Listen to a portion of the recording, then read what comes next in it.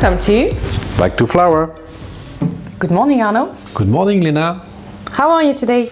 I'm fine. We're going to speak about sponge cake. Big topic. Interesting topic. Yeah. We have some example here of already made products. So what do we see here? Well, we see a lot of things actually. Maybe the first thing would be the color of the sponge cake. For instance, this one is lighter than this one. This one is a little bit more brown, but inside it's actually quite white. Yeah, inside it's very white. Yeah. It's even whiter. It's actually whiter. Yeah. Yeah. Yeah. And this one is maybe a little bit more yellow, but that's difficult to see because there is a lot of things inside. Yeah. So what we can see, and this is brown because that's where it was baked.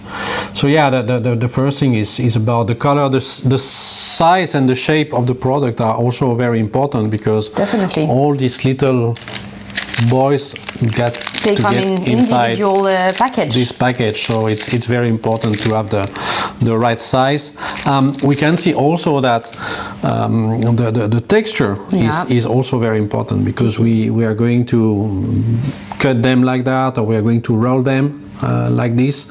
So that's a very important parameter. Yeah, that's a hairy product, so definitely here we want to have the right shape and also the right volume and rise during the oven.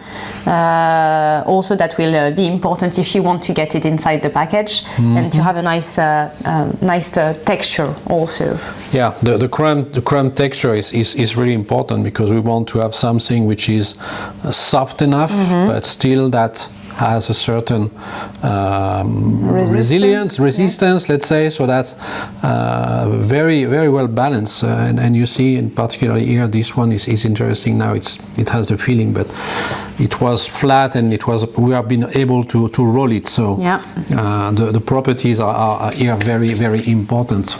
Also, we want a very smooth surface, right? We want something that cuts easily, that is very flat, very regular. Exactly. So yeah, surface springiness as well. Very important.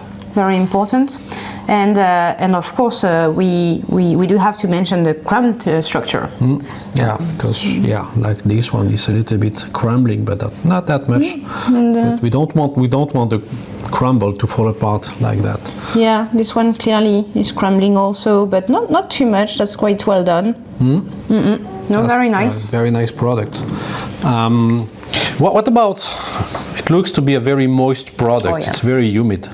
This one maybe a little bit less, but still, yeah. This one has a lot of moisture. Oh yeah, clearly. And I guess this is very important when it comes to shelf life. We want to keep this moisture for as long as possible. This is also why they are packed in individual package like that. Like this, yeah. But also even if they are packed, I mean, and if there is moisture, we know that a product can become hard because of the starch properties. Retrogradation. Which is impacting the staling of the product. So typically these are the type of product we want to keep them for a long time. So we don't want to have high staling. Yeah, no, definitely. And so here I guess that one of the major components in the formulation is flour. Yeah, well, one of them. We have a lot of product here. We have sugar. We have a lot. This is a complex formulation. That's a kind of complex formula, but yet the flour is one of the very important component of this. So if we look at the characteristic which we are looking for damage starch for flour, I think damage starch is one of the key point because it is impacting the water absorption. It is impacting a lot of things like the color. So that's very important. Protein, of course, is very important. We need to have the right amount of protein. We need to have the right quality, not too strong, not too soft. So yeah, there is a balance to attend there. And that's actually very interesting because here you mentioned damaged starch before proteins, and usually when we speak about sponge cake we always hear about protein content, protein quality, which again it must be extremely important, but damaged starch here is clearly key, right? Well, damaged starch and starch in general, because the way we are going to make this product is all about baking.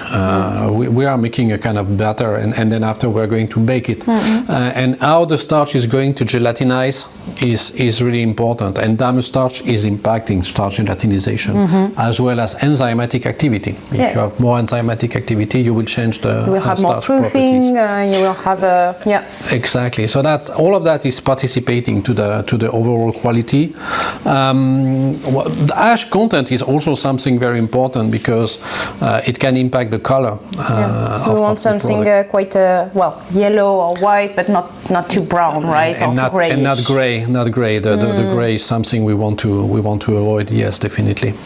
And lipids here, well, we add a lot of lipid in the formulation, and it's good because it's going to help the gluten formation during mixing. And it's going to help to have this springiness and the softness of the product. So of course, it's also a minor component, but it's still very, very, very important.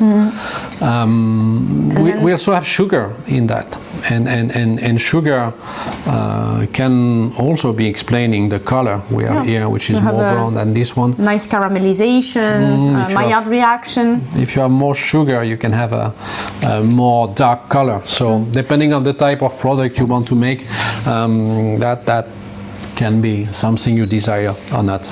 And then finally we were mentioning scaling, so there is a moisture that is extremely important. We mentioned that, but there is also a starch retrogradation, right? It is because again, if you are in a package like that, you can say, yeah, the moisture will remain here. But moisture is one thing. Yeah. Starch retrogradation is another thing. So if you are working with a flour which has a high property or high potential for retrogradation, then the shelf life will be shorter. And we want this product to be kept for a long time. If you give it to your kid, you better have it soft. Yeah, definitely. Thank you, Lena. Thank you, Arno.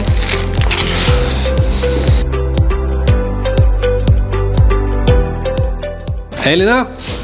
Looks good, huh? It is very good. Okay. So you like your sponge cake? I do, definitely. Okay. You want to know more about sponge cake? Yes. You can go on the website